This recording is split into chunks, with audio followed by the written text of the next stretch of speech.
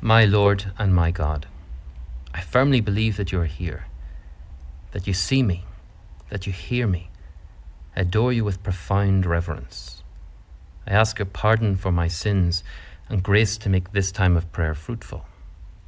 My Mother Immaculate, Saint Joseph, my Father and Lord, my guardian angel, intercede for me. Jesus, as we begin our prayer today, we want to take those words with which we have just begun really to heart.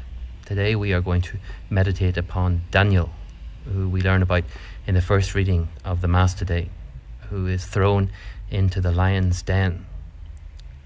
And if you imagine him thrown into the cave with the whole of the cave having been sealed up with the lions ready to pounce, then we might say those words again. My Lord and my God, I firmly believe that you are here. What an act of faith that is, to see your presence, Jesus, at the times whenever we are really struggling, the times whenever we are perhaps even in grave difficulty or danger. To really and truly believe that you are there with us, that you hear us, that you see us, that our pleas and our plights are not irrelevant to you, but that you have the love of a Father for us, that you are encouraging us and strengthening us. And so in that regard, we jump into the story of Daniel.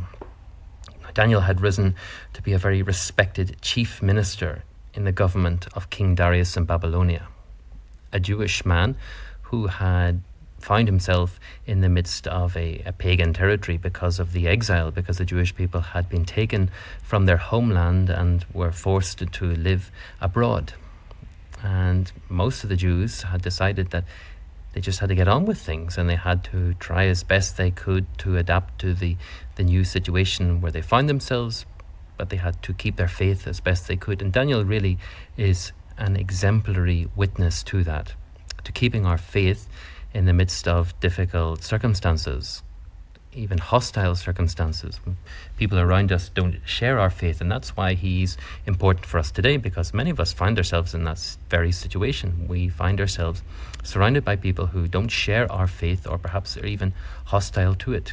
And so how do we maintain our love for you, Jesus, and maintain those traditions that have been passed down to us by the generations that have come before us? And yet, how do we keep faithful also to our surroundings? How do we contribute to the society in which we are in? He was, you might say, a good Jew and a good citizen. He did more than just his duty. He was well respected, kind of a chief minister, like a prime minister. Not, of course, in sense of election. He didn't have to go out and seek the popular vote, but he was respected for who he was, for his capacities and abilities, and that was well regarded and rewarded. And so he was given a position of responsibility and leadership, you might say. He shared that with some other chief civil servants. Now, his abilities, as is often the case, drew the jealousy of others, and they couldn't stand him because he was good at what he did, and because he perhaps even made them look bad. Now, having to deal with the jealousy of other people sometimes leaves us in a situation of complete powerlessness. We have kind of little say in what people are going to say or think about us.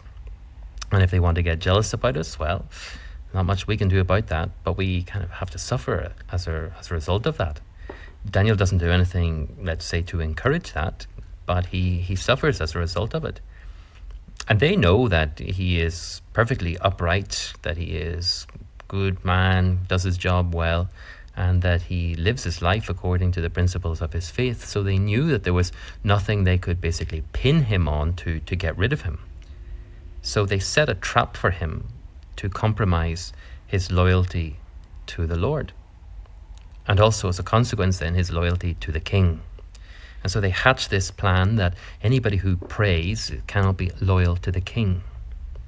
And we read in the book of Daniel that Daniel just continued to be faithful to his daily prayer. He doesn't change a thing about his daily life.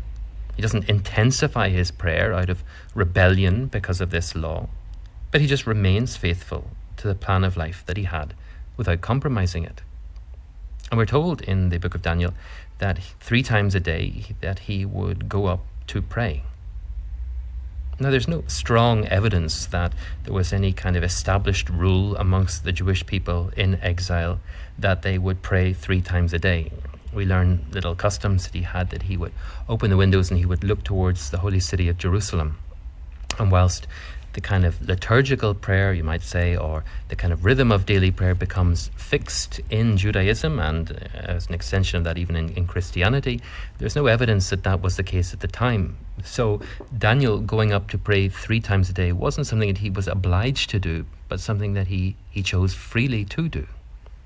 And he probably punctuated his day with these 3 moments of prayer. Maybe in the morning, maybe in the afternoon, maybe in the evening. We can just imagine it. But that was his plan of life, you might say. And he was faithful to it. Even though it became illegal, even though it became on the point of death illegal in order to pray, he just continued on doing what he always did. He was faithful to the commitment that he made to the Lord in his prayer. And when he is caught, because inevitably that was going to be the case, the penalty is that he is to be fed to the lions, which of course seems like a ridiculous penalty just for praying, but of course the whole thing is stitched up by these other ministers that they want to basically to get rid of him. And not only do they want to get rid of him, but they want to get rid of him in a kind of a brutal, gruesome way. And despite the best efforts of the king to save him, because he recognized his many talents and abilities and the loyalty which Daniel had shown to him, he is unable to do so. And the king, in a sense, remains faithful to the laws of the land without compromising, and puts Daniel into the lion's den. Well, Daniel was faithful to the Lord, and the Lord was faithful to Daniel. And so we're told that the jaws of the lions were sealed so that they did Daniel no harm. Kind of a miraculous event. The lions didn't eat him. Hungry lions, you might say, were not hungry whenever Daniel was thrown into the pit. But Daniel was absolutely rigid about his prayer life. That's what ends him up in the pit, let's say. His devotional life of prayer, the little practices that he had, going up to the upper room, turning towards Jerusalem. He does all of this out of complete love for you, Lord.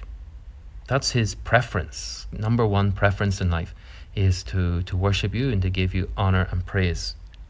And even whenever somebody tells him that he can't do that, he basically just ignores it and continues on to do it anyway. Now, we might find ourselves not quite in the situation where we're going to be thrown into the lion's den, but we probably will face similar situations where we are going to be caught between being faithful to the Lord or compromising our faith, compromising even the little plans or the devotions that we set ourselves to make for you, Lord.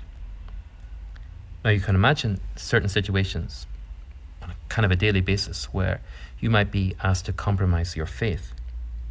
Well, unless we are fortified with prayer beforehand, how are we going to cope in those situations? Sure, the Holy Spirit will help us whenever we need it, but why put God to the test in that regard? Why not build up a constant devotion of prayer in our lives so that when difficulties come, we're well supported by a good life of prayer already? So that if we are faced, let's say quite concretely, to compromise our Catholic faith, we will be so fortified by our fidelity to prayer that hopefully it won't even touch us. Some of us are obliged to pray on a daily basis. Priests are obliged to pray the divine office 5 times a day. We are obliged to attend Mass on Sundays and holy days of obligation in the normal course of things, of course. But none of us are actually obliged to pray, to set aside time for the Lord. And so we want to do that out of complete devotion, to show you, Jesus, that we love you by spending this time of prayer with you.